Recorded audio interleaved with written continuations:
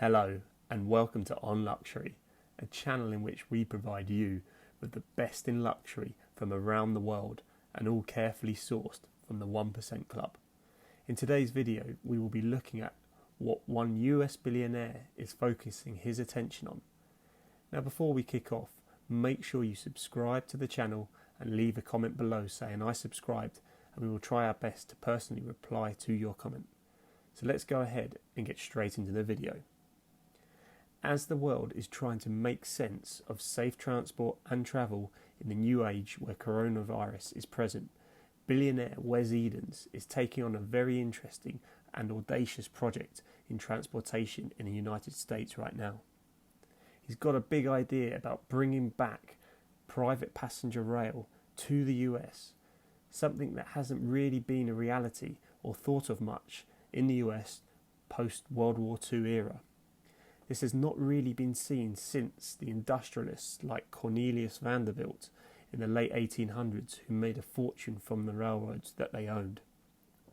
Firstly, a bit of background as to who Wes Edens is and how he made his fortunes. Mr. Edens' background is in finance with careers at both Lehman Brothers and BlackRock, the latter being within their private equity division.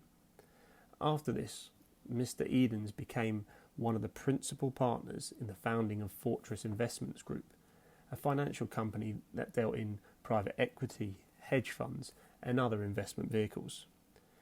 So you'd have to say that from a business perspective, Mr. Edens has some good credentials.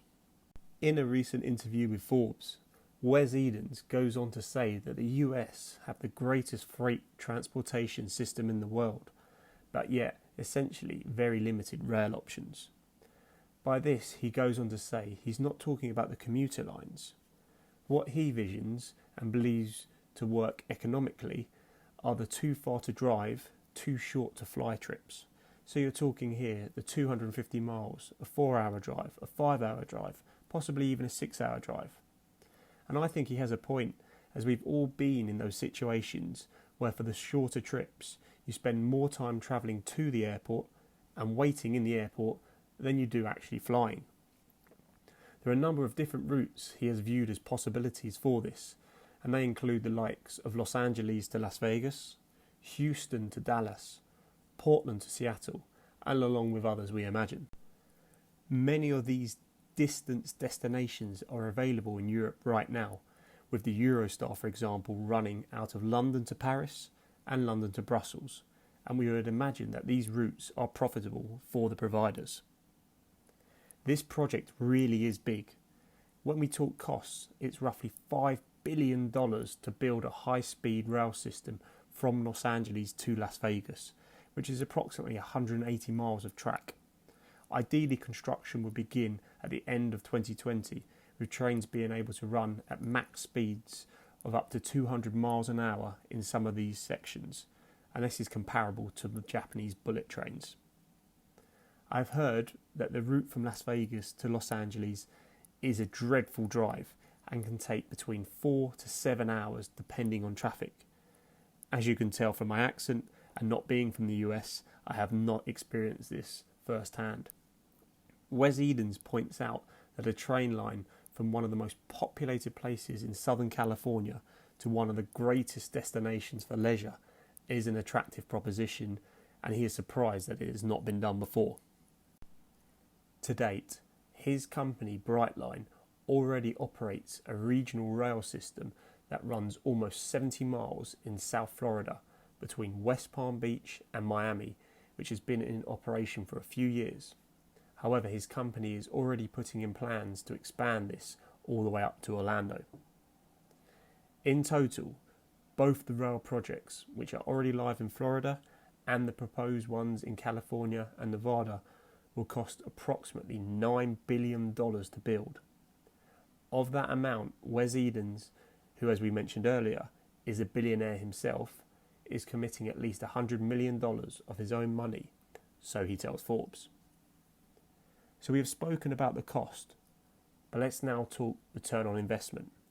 He and his company anticipate that they could see around 20 million riders annually by the year 2026. The estimate is that this could generate around $1.6 billion in revenue with operating profit of almost $1 billion. As you can tell from these numbers, once you are up and running, the business really is full steam ahead with those high margins. This is a really bold gamble on part of Wes Edens and his companies, because there is nothing else out there like this right now in the US. We have heard he has secured exclusive right of way to build his trains, which means he owns the track, he owns the route, and he has no competition whatsoever. So in that sense, he has a very strong competitive advantage. However, one big factor to consider is if all of these millions of passengers will actually come and ride the train in the numbers that he thinks they're going to. It's clear to see that the big vision Mr. Eden sees for this project, where he compares his train system's potential to that of the Hoover Dam of this generation. This is going to be a very interesting project, and certainly one to keep an eye on in the wake of the COVID crisis. We believe it will create not only plenty of construction jobs, but also the service and maintenance jobs, as well as the staff operating the trains themselves. And that about exhausts my knowledge on this topic. I hope you found the video helpful and interesting, and we would be keen to know what you think of this project and whether or not you would use it instead of either driving or flying. If you enjoyed the video, make sure to leave a like and subscribe. Until next time, remember to stay on luxury.